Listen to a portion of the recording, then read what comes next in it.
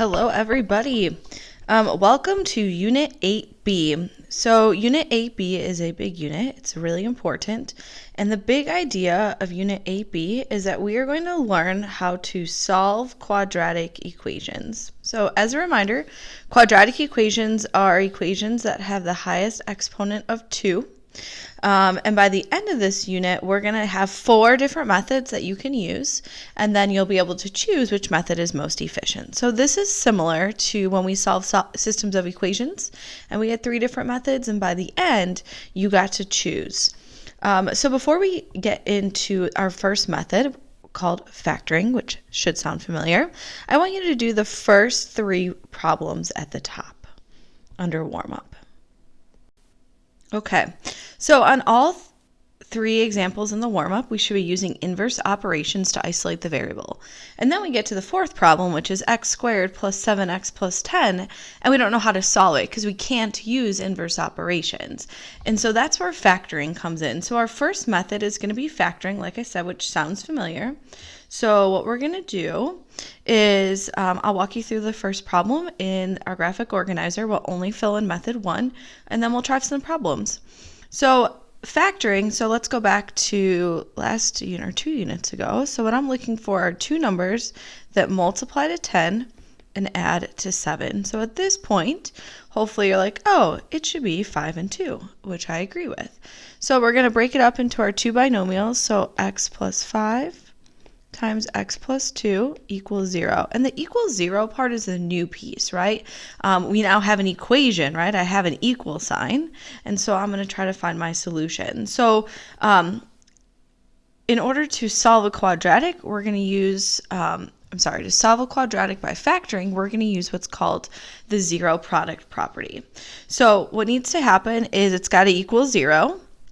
And I have to have a product, which means multiplication, which is my 2 binomials.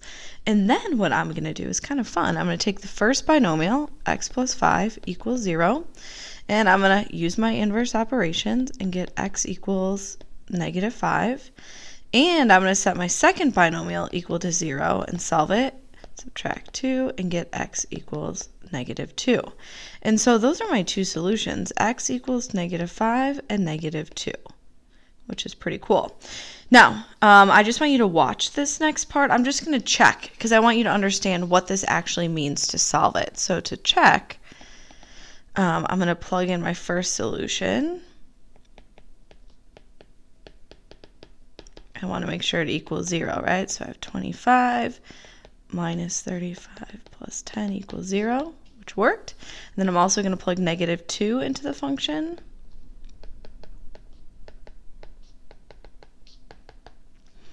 So I get 4 minus 14 plus 10 equals 0, which also works. So you don't have to check it every time, but I just wanted you to see like what it actually means to be a solution, right? It means when I plug it in for a value, when I plug negative 5 and negative 2 in for a value of x, the left side equals the right side. So in the example above in the graphic organizer, I mentioned the zero product property. So I want to take a moment to officially explain what it means. So the zero product property, again, product means multiplication. Says let A and B be real numbers. If A times B equals 0, then we're allowed to say A equals 0 or B equals 0. So we're going to break them apart.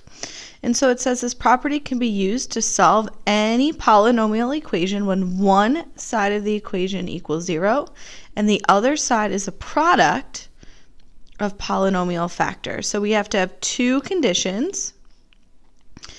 Just trying to find a highlighter here. One side has to equal 0, and the other side we have to have a product, which again means multiplication. So to start off the first day of notes, these examples below, it says solve each factored polynomial equation. So let's go through our 2 conditions. First of all, do I have one side equal to 0? Oops, pen time. Yes. And is the other side a product of polynomial factors? Yeah, I have x and x minus 1 are being multiplied together, so I'm good to go. And so now to solve, what I'm going to do is I'm going to set the first one equal to 0, so x equals 0. Oh, I don't have any other work to do. And then I'm going to set the second binomial, use inverse operation. Oops, not 10.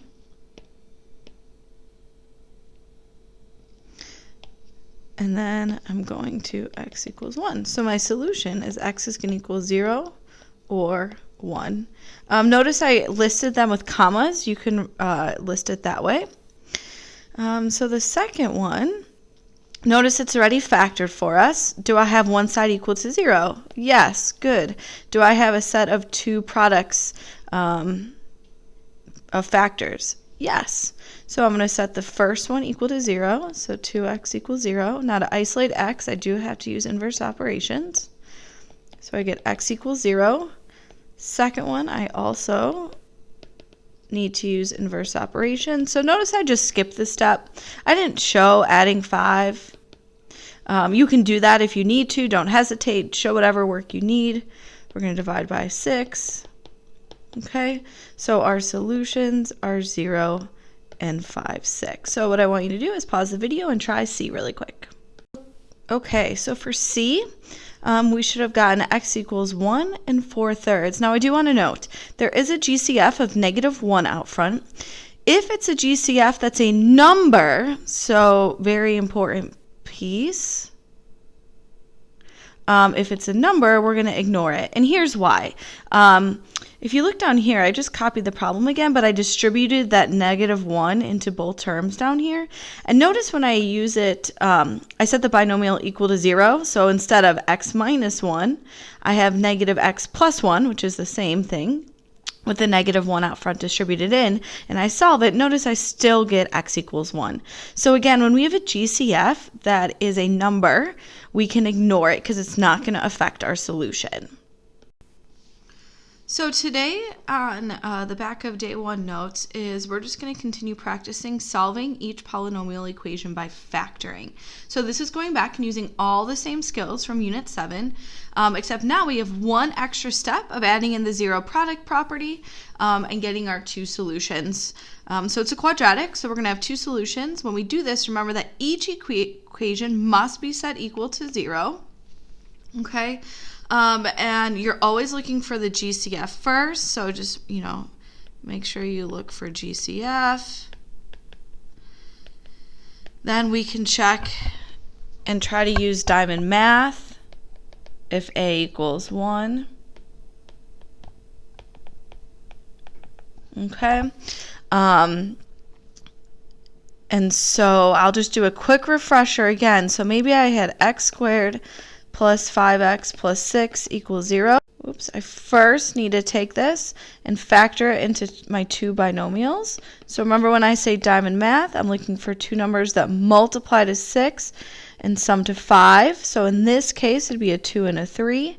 So we'd have x plus 2, x plus 3. Remember, the order of the binomials does not matter. And so this is where we would stop in Unit 7, but now we're going to go one step further and we're going to use it to solve our quadratic. So we'd have x plus 2 equals 0, x plus 3 equals 0, so x is going to equal -2, -3, and then I'm going to list both my answers together because I know that there's going to be two solutions. So I want you to try the remaining 6 problems.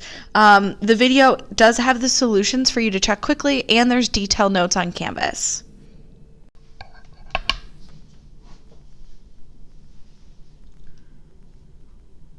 I first